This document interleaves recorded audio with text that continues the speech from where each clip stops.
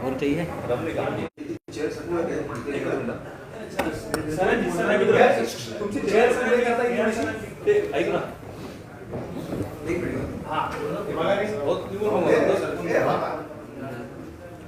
छोटे चेअर पाहिजेत का? पुढे घ्या थोडी. ठीक आहे ठीक आहे. नियर सर एक मिनिट. अरे बापरे. अरे बाबा. रेडी?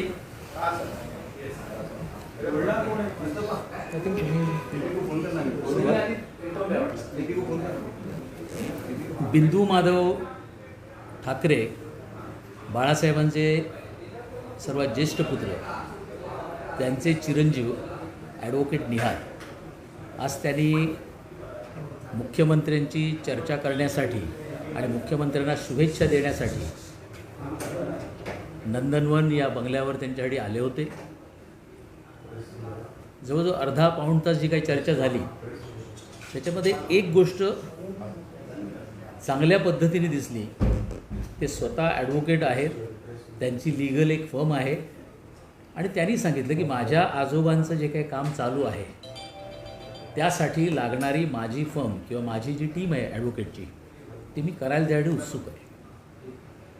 त्याचबरोबर जो एज्युकेटेड क्लास, म्हणजे आम्ही नेहमीच त्याला म्हणतो ट्रेड युनियन असेल तर काही कामगार किंवा इतरांचे विषय आपण मांडतो, बेरोजगारांचे असतील तर त्यांचे विषय आपण वेगळे मांडतो, पण त्यांनी मांडलेली एक संकल्पना महाराष्ट्रासाठी एक मला जी नवीन वाटली, डॉक्टर्स असतील, इंजिनियर्स असतील, सॉफ्टवेअर इंजिनियर असतील, त्यांचेही असंख्य प्रश्न येतात आणि त्या प्रश्नांची गुंतवणूक जी काही सोडवणूक जर आपल्याला करायची असेल तर ती सोडवण्यासाठी एक प्लॅटफॉर्मची गरज आहे आणि ती प्लॅटफॉर्म त्यासाठी मी पण ते काम करायला तयार आहे.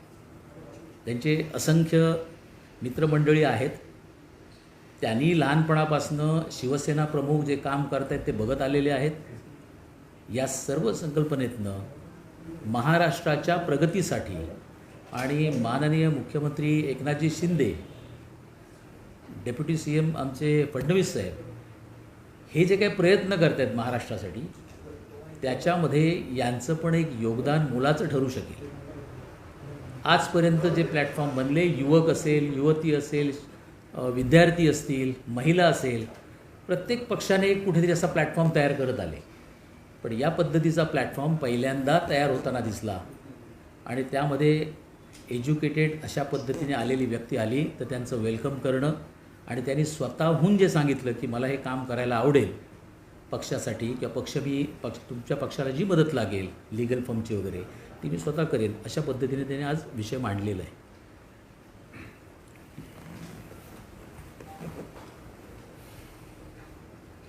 तर आज जसे साहेब म्हटले आता, तर माननीय मुख्यमंत्री साहेबांना आज मी भेटलो आणि त्यांची चांगली चर्चाही झाली आणि मला असं वाटतं आहे की आदरणीय हिंदुहृदय सम्राट बाळासाहेब ठाकरे यांचा जो विचार होता तो विचार शिंदेसाहेब नक्कीच पुढे घेऊन जातील आणि त्याच्यासाठी माझी शुभेच्छा त्यांना आणि माझा पाठिंबा असेलच. आणि माझी स्वतःची एक लॉ फर्म आहे, मी एक वकील आहे, तर जे काय त्यांना लीगल असिस्टन्स लागेल आणि जे काही लीगल सिस्टममध्ये असेल किंवा ॲडवायझरी रोल असेल ती माझी फर्म आणि मी नक्कीच शिंदे साहेबांना देईल आणि माझी शुभेच्छा आहे त्यांना. निहारजी, सगळ्यांनी पहिलं तर तुम्ही ठाकरे कुटुंबियांमधील एक सदस्य आहात. सध्याची परिस्थिती, राजकीय परिस्थिती पाहता उद्धव ठाकरे किंवा संपूर्ण ठाकरे कुटुंबीय कुठेतरी अडचणीत आहे. मग अशा वेळी तुम्हाला त्यांना सोडून एकनाथ शिंदे यांची भेट का घ्यावीशी वाटली किंवा यांना पाठिंबा म्हणा किंवा काय म्हणतो त्याला मदत विचार ते वाढवत आहेत असं तुम्हाला काय वाटतं? तुम्ही आज या निमित्तानं आलात. शेवटी इम्पॉर्टंट एवढंच आहे की मी त्यांना शुभेच्छा द्यायला आलो आहे. बाळासाहेबांचा विचार, हिंदुत्वाचा विचार हा पुढे घेऊन जायला पाहिजे आपल्या सगळ्यांना असं मला वाटतं. आणि त्यासाठीच मी साहेबांची आज भेट घेतली. कुठेतरी उद्धव ठाकरे हे विचार पुढे घेऊन जाताना वाटत नव्हते का काही तुम्हाला शिंदे यांना पाठिंबा द्यावा लागला? ते आता आपल्या सगळ्यांनाच माहिती आहे कसं चाललं आहे. आणि तसं काही नाही. आणि शिंदेसाहेब आपलेच नेते आहेत. ते शाखा प्रमुखपासून आज पदापासून आज मुख्यमंत्री पदावर आले आहेत.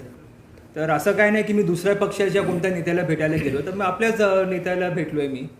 तर एवढं काय मला वाटत नाही त्याचं काय वेगळं असावं. तुम्ही हे लिगल कुठं मार्ग असणार आहे तर पूर्ण राजकीय पण पुढची असणार आहे? नाही, मी काय राजकारणात सक्रिय झालो नाही आहे. जे काय लिगल माझा जो बॅकग्राऊंड आहे त्या बॅकग्राऊंडच्या हिशोबाने जे काही मदत लागेल, असिस्टन्स लागेल, तो असिस्टन्स मी शिंदेसाहेबांना आणि त्यांच्या पाठी घेऊन उभा असेल मी. पण सध्या जर पाहिलं आपण की लिगल जर म्हटलं आपण तर शिंदे वर्सेस ठाकरे, उद्धव ठाकरे असं सुरू आहे. तर तुम्ही लिगल म्हणून एकनाथ शिंदेच्या सोबत ठाकरेंच्या विरोधामध्ये नाही, तो विषय आता सध्या कोर्टात असल्यामुळे त्याच्यावर जास्त काय बोलू नाही शकत आपण. एकदा कोर्टाचा निर्णय आला की आपण मग बघू पुढचं. पण वारंवार हा प्रश्न विचारला जातोय की खरी शिवसेना कुणाची, ठाकरेंची की शिंदेची?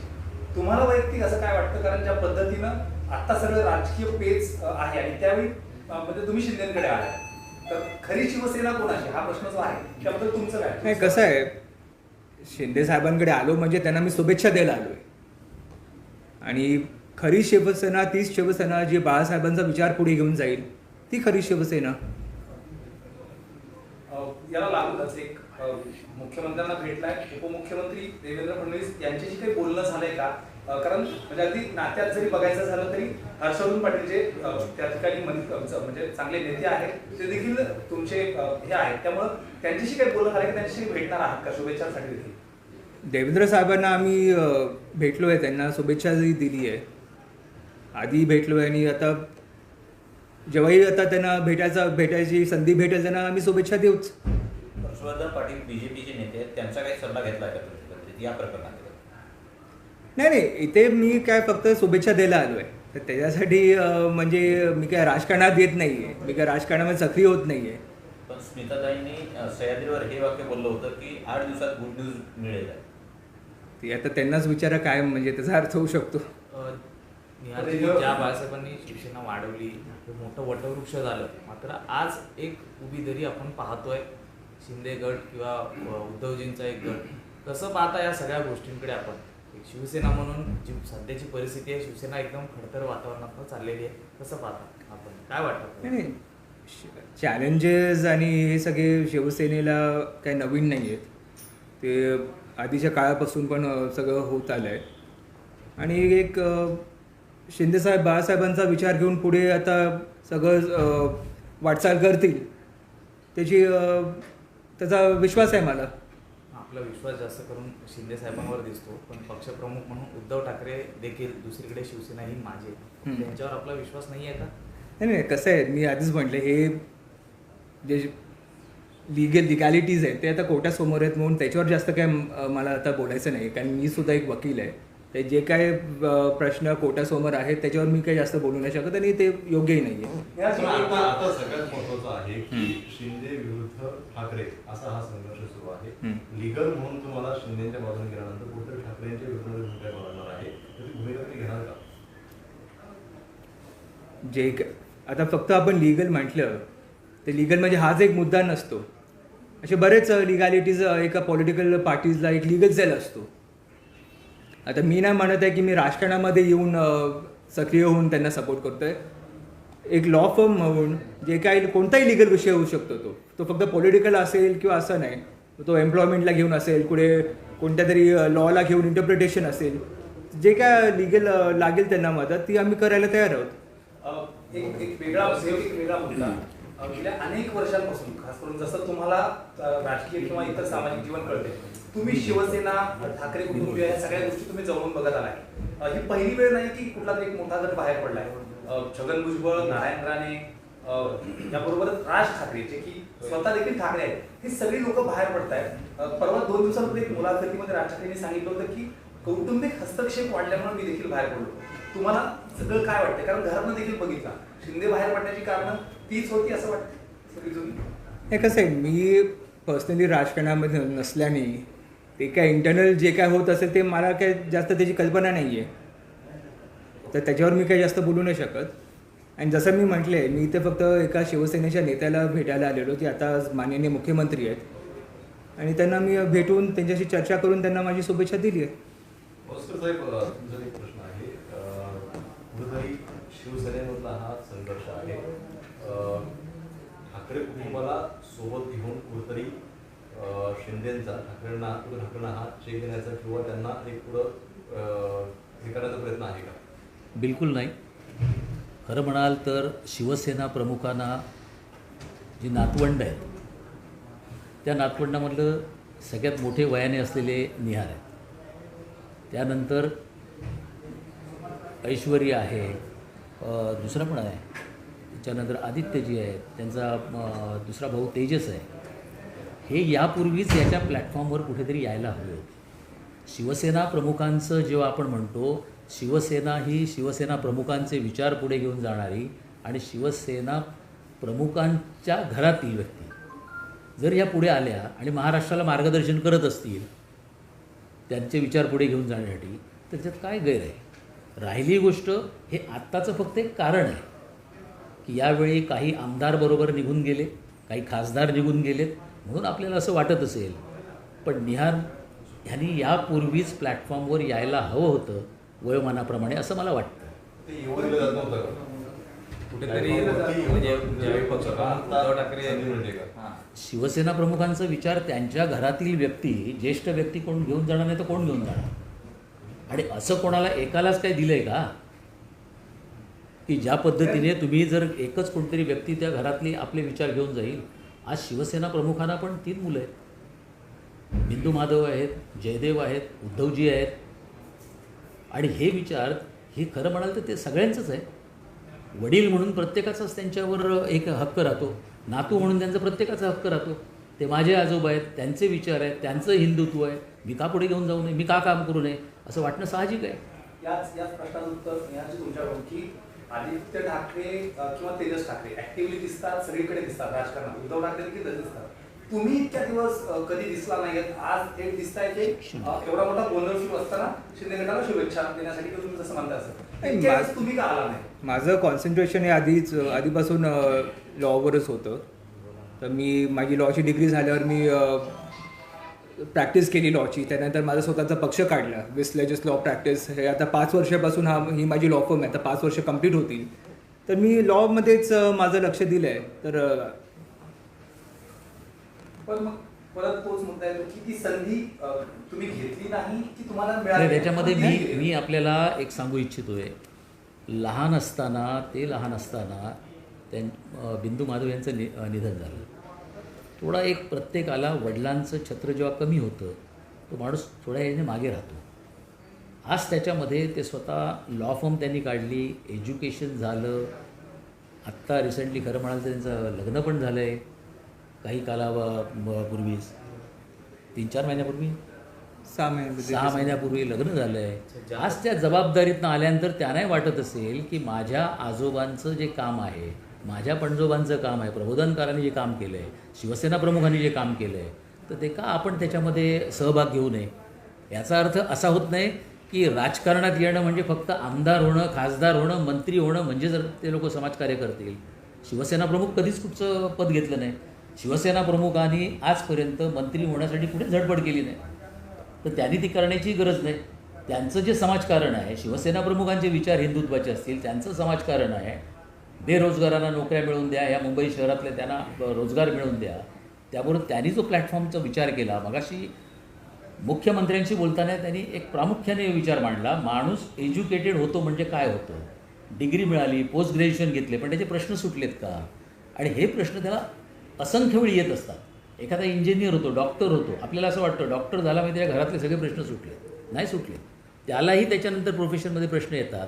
मग ते प्रश्न सोडवण्यासाठी, सरकार दरबारी येण्यासाठी जर आपण एखादा चांगला प्लॅटफॉर्म बनवला आणि त्याची लिडरशिप खऱ्या अर्थानं जर शिवसेना प्रमुखांच्या नातवाकडे जर गेली तर काय वाईट आहे? आणि हा एक नवीन कॉन्सेप्ट म्हणून जर होत असेल तर त्यांनी तो करावा.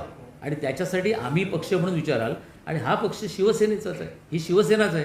ही शिवसेना ते कुठनं बाहेरनं आलेले दुसऱ्या पक्षातनं आलेले नाही, ही शिवसेनेचंच आहे आणि हा शिवसेनेचाच विचार असल्यामुळे त्यांनी पुढे न्यायचा आहे. शिवसेना म्हणजे हाच पक्षप्रमुख प्लॅटफॉर्म वारंवार आपण म्हणताय, हाच प्लॅटफॉर्मचा आपण आज ज्या पद्धतीने आज तुम्ही शिंदे गटाची किंवा शिंदेची आज भेट घेतलेली आहे. मात्र दुसरीकडे आपण पाहिलं तर यापूर्वी स्वतः मुख्यमंत्री उद्धव ठाकरे होते, त्यावेळी आपल्याला हा प्लॅटफॉर्म दिसला नाही का? आणि दुसरी आपण उद्धव ठाकरेंची मातोश्रीवर जाऊन काही भेट वगैरे घेणार आहात का, किंवा त्यांची देखील काय भेट घेणार आहात? नाही नाही, कसं होतं आता प्लॅटफॉर्मची काही एक कल्पना असते. ती कल्पना काय 10 वर्ष आधीपासून असते किंवा 10 महिने आधीपासून असतं असं नसतं. आम्ही आज भेटलो, शुभेच्छा द्यायला आलेलो, बऱ्याच विषयांवर चर्चा झाली आणि त्यावेळेला एक प्रस्ताव आम्ही असा मांडला आणि लिगल विषयांवर पण बोलणं झालंय. उद्धव ठाकरे यांच्या मुलाखती झाल्यानंतर त्यांनी वारंवार सांगितलं की बाळासाहेबांचा फोटो वापरू नका, माझ्या वडिलांचं नाव वापरू नका, चेहरा वापरू नका. एक शिवसैनिक म्हणून तुम्ही देखील म्हणजे आपण असं म्हणू की त्यांचं ते बोलणं योग्य वाटतंय का? ठाकरे हे फक्त ठाकरे कुटुंबियांचे आहेत की सर्वांचे शिवसैनिकांचे आहेत? तुम्हाला काय वाटतंय? मी याच्यावर बोलू. एक फक्त त्यांना तुम्ही पण बोला. परिस्थिती अशी आहे की मी या देशातला पहिली व्यक्ती अशी बघतोय की माझ्या वडिलांचा फोटो तुम्ही वापरू नका. प्रत्येक जणाला असं वाटतं, आपल्यापैकी पण सगळ्यांना वाटत असेल की तुमच्या वडिलांचे कोणाचेही फोटो जर त्या गावामध्ये, ज्या वाडीमध्ये, ज्या तालुक्यामध्ये जर लावले तर त्यांना वाटेल हो माझ्या वडिलांनी काहीतरी मोठं काम केलं आहे. कोणाला वाटणार नाही. हे पहिले असे मिळत असतील की माझ्या वडिलांचा फोटो तुम्ही वापरू नका. ज्या कर्तृत्ववान वडिलांचा फोटो जगभरामध्ये लागायला पाहिजे. आज शिवसेना प्रमुखांचा फोटो हा फक्त देशापुरता नाही तर जगामध्ये गेला पाहिजे. ही संकल्पना खरी राबवायला पाहिजे. हे विचार असायला पाहिजे. हे संकुचित विचार ठेवून चालणार नाहीत की तुम्ही माझ्या वडिलांचा फोटो लावू नका. का लावू नका? बरं, शिवसेना प्रमुख हे एकाचे नव्हते. म्हणजे मी माझं स्वतःचं उदाहरण देईन.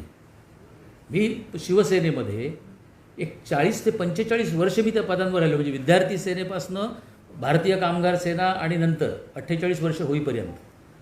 मग त्याच्यावर शिवसेना प्रमुखांचा फोटो, त्यांचा आदर हे का नसावं?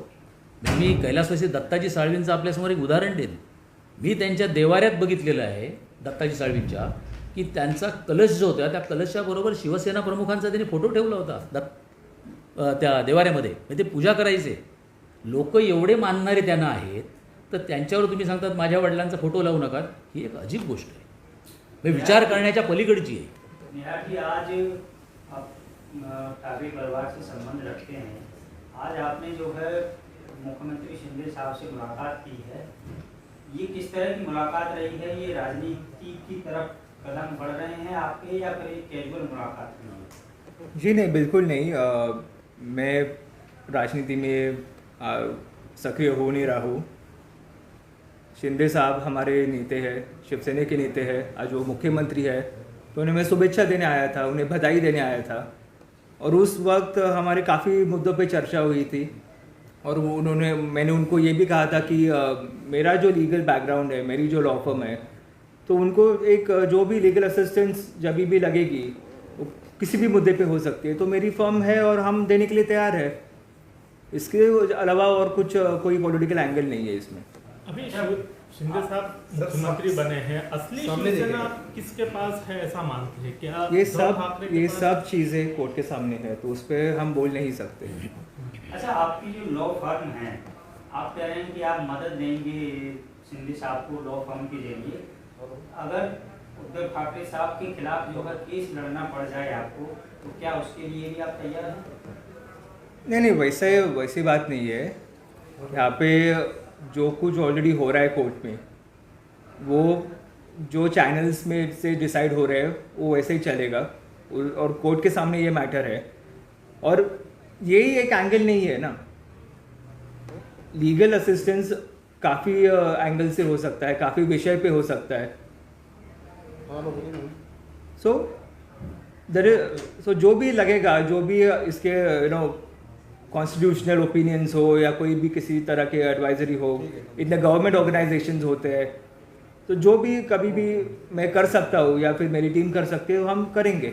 बाला साहब के विचार असली तौर पर कौन आगे लेके जा रहे हैं, शिंदे और ठाकरे? देखिए, बाला साहब के जो विचार थे, जो हिंदुत्व के विचार थे, वो शिंदे साहब ज़रूर आगे लेके जा रहे हैं. और मुझे लगता है जितने भी शिव सैनिक हैं जो अपने आप को सच्चा शिव सैनिक बाला साहब का शिव सैनिक मानते हैं, उन्हें ये विचार आगे लेके जाने चाहिए। तो क्या उद्धव ठाकरे साहब जो है विचारों को आगे नहीं ले जाना नहीं देख रहे थे, आपको ऐसा लग रहा है? मैं यहाँ पे सिर्फ इतना बता रहा हूँ कि शिंदे साहब लेके जा रहे हैं आगे, ये मुझे लगता है, मुझे उस पर विश्वास है, इसलिए मैं उनको यहाँ पे मिलने आया हूँ और उनको बधाई देने आया हूँ। भविष्यात राजकारणामध्ये तुम्ही प्रवेश करू शकता जर तुम्हाला तशी संधी मिळाली? नाही, मी राजकारणात यायचा कधी असा विचार केला नाही आहे. मी माझं जी लॉचा जो बॅकग्राऊंड आहे तोच मी पुढे नेत जाईल. पण आपण एक चांगलं त्याच्यातनं विचारले त्यांना. मला एक सांगा, त्यांचे आजोबा हे तसे राजकारणात आणि समाजकारणात होतेच. शिवसेना प्रमुख बाळासाहेब ठाकरे समाजकारण आणि राजकारणामध्ये होतेच. त्यांचे आता सासरे आहेत, ते स्वतः 15 वर्ष महाराष्ट्र राज्यामध्ये मंत्री म्हणून राहिलेले आहेत. अशी अपॉर्च्युनिटी मिळाली तर मला वाटतं हा वारसा मिळालेला आहे. हा वारसा यांना नाही मिळाला तर कोणाला मिळणार? आणि या वारसाला जर मिळालं असेल, बॅकग्राऊंड तुमचं तसं असेल आणि त्या पद्धतीने काम करत असतील आणि करण्याची इच्छा असेल, त्याच्यात वावगं आहे असं मला काय वाटत नाही.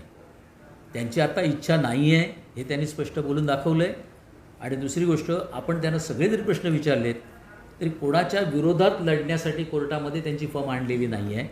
त्यांनी जी एक संकल्पना प्लॅटफॉर्म जो मांडला त्या प्लॅटफॉर्मवर विचार करण्यासाठी सरकार म्हणून याचा जरूर विचार केला जाईल असं शिंदेसाहेबांनी त्यांना एक शब्द पण दिला. कारण आजपर्यंत कुठच्या पक्षाने ही मांडलेली भूमिका नव्हती.